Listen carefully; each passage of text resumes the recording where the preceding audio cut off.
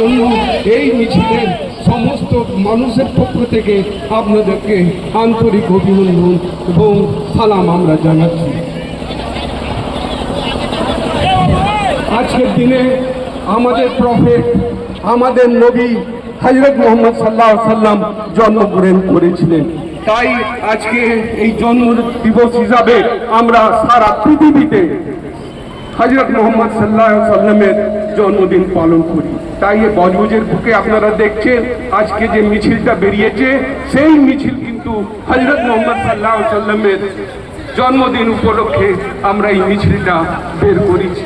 এবং নবীজি যে একটা শান্তির প্রতীক ছিলেন, নবীজি একজন শান্তির কামনা ব্যক্তি ছিলেন, সেই হিসাবে ওনার যে চিন্তাধারা, ওনার যে সমস্ত কামনা, ওনার যে সমস্ত প্রকৃতির মানসিক অবস্থা আমরাও চাই সব পৃথিবীতে দিকে দিকে ছড়িয়ে দেওয়া হয়। তাই নবীজির এই শান্তি কামনা করে আমরা